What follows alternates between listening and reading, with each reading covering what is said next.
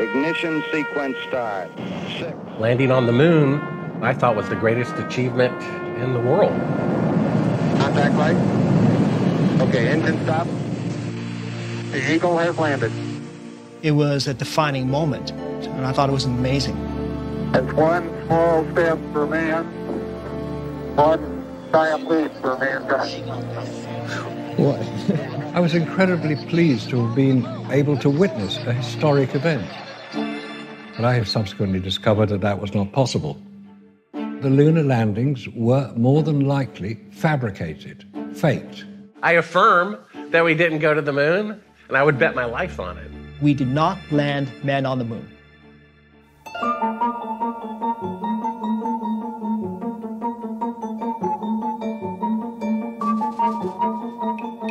Well, asking you to swear on the Bible that you orbited the moon. Would you please go away? Must be some kind of wacko. Okay, well, take your stuff and get the fuck out.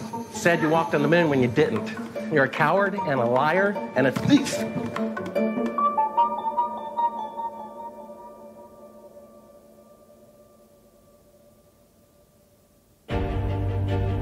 Russia orbits Sputnik 1, the Earth's first man-made satellite.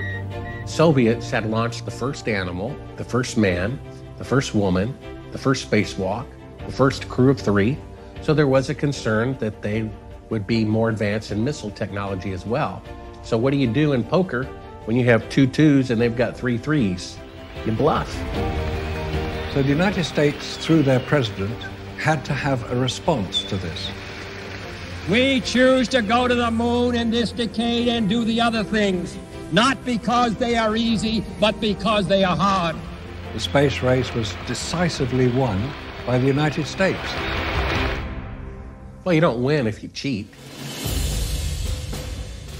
It's the only time in history where the technological accomplishment cannot be repeated by any nation on Earth 50 years later. To me, that proves that it's a fraud to begin with.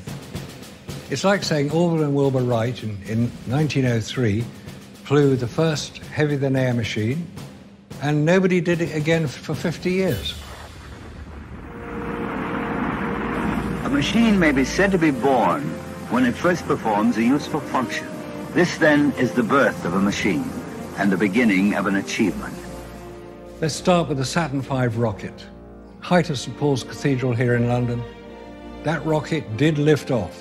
Liftoff. We have a liftoff. 32 minutes past the hour. Liftoff on Apollo 11.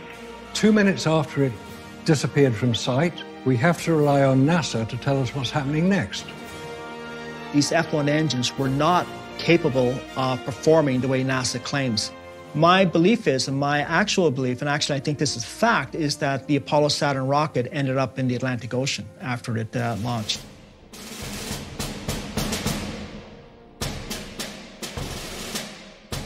There were 5,770 photographs taken on the lunar surface by the 12 astronauts.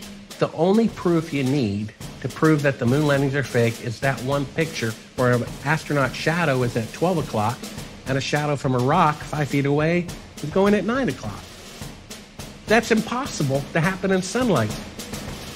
The camera was being used in a studio here on Earth under controlled conditions, taking PR images for use by NASA to promote their program. It's a brilliantly executed propaganda exercise. One of the most important aspects of any historical event is maintaining detailed records of that event. Each mission was recording everything, every detail about these Apollo missions, from the spaceship telemetry to biomedical information for the astronauts to the live visual feed, the live video feed that we're told was taken from the moon. How do you lose 140,000 reels of telemetry tapes?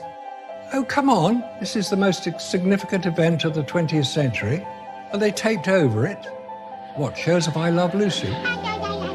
And NASA itself admits that they don't know where those tapes are. They're gone, all of them.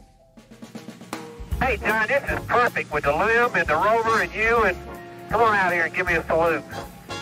There we go. Absolutely incredible that people would actually say, and I've heard this, that it would be much easier to go to the moon than actually fake it. And The military has the biggest filming studios in the world, even bigger than Hollywood. Look at the size of that rock. They found out on Apollo 11 it wasn't that difficult to fool people. I was strolling on the moon one day. So you've done it once, you can fool people 6 times. Another argument to defend the fraud is that the couple of 100,000 people involved as contractors and employees of the space industry couldn't keep a secret. How do they keep a secret?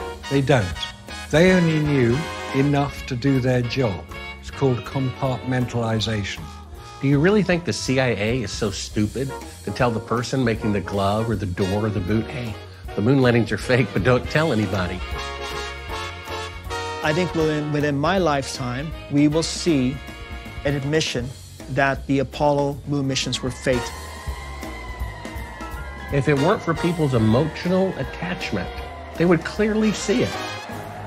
If people want to believe it, that's entirely their affair. NASA have indulged themselves in fake news for 50 years. How sad is that?